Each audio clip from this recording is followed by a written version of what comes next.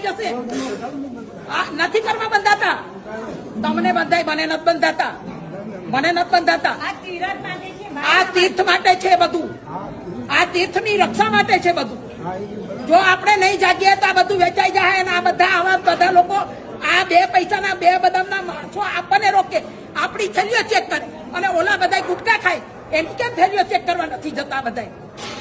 હા, ગુટકા ખાઈને થૂકે છે ત્યારે બાજુ બધું કરે છે ત્યારે કોઈ નથી કાંઈ કરતું. અને આપણે કાંઈ કરવું હોય, આપણું એક બચ્ચું બિચારું ચડતું હોય 6 મહિના બચ્ચાને 2 પગથિયા ચડાવતા હોય ને ફોટો કાઢે તો કે નહીં કાઢવાનો?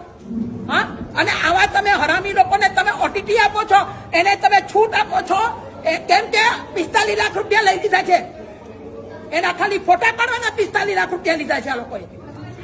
એટલે આ તો તમને બધું ખબર નથી બધાને.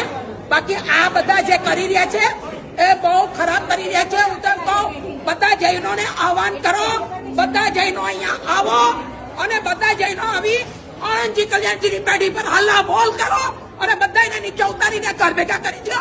આ એમના બાપનું તીર્થ નથી, આ અમારું પોતાનું તીર્થ છે, આ પોતાનું તીર્થ છે અમારું. આ માયા સાહેબ તપ છે એટલે આજે બ્યાસનું છે, બ્યાસનું છોડીને અહીંયા આવ્યા છે. અમે અહીંયા આવવાનું કારણ જ આ છે કે કમ સે કમ બધા આવો આવી અને આણંદજી કલ્યાણજીની પેઢી પર આવો અને આ બધાને રવાના કરો. એના બાપનું નથી, આ તીર્થ અમારું છે. મોકલો, બધાને મોકલો, જેટલાને વધારે મોકલાતું હોય એને મોકલી અને બધા આવો, આવી અને આપણા તીર્થની રક્ષા કરો. ખાલી જાત્રાઓ નથી કરવી, ખાલી જાત્રા કરીને કાંઈ નહીં મળે તમને, પણ તમે આ તીર્થની જો રક્ષા કરવા માંગતા હોય તો આગળ પણ બહુ બધા બલિદાન આપ્યા છે. મને બીક નથી, કદાચ મને મારી નાખે તો હું મરવાય તૈયાર છું, હું મરવાય તૈયાર છું મારા તીર્થ માટે. પણ આ નહીં ચાલે. હવે બંધ કરો, બહુ થયું, બહુ થયું. આપણા લોકો, આપણા પૈસા અને આપણે હેરાન થવા.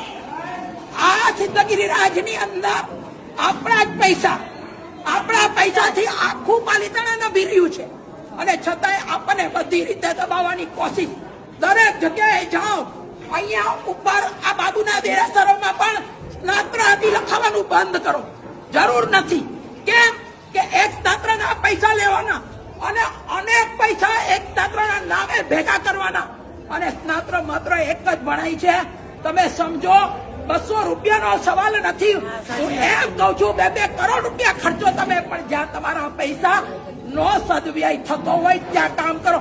જૈનોના પૈસા મફત નથી આવતા, જૈનોના પૈસા મફત નથી આવતા. ભઈલા તમે લોકો 18 બાપસ્થાનકોને સેવો છો ત્યારે 1 રૂપિયો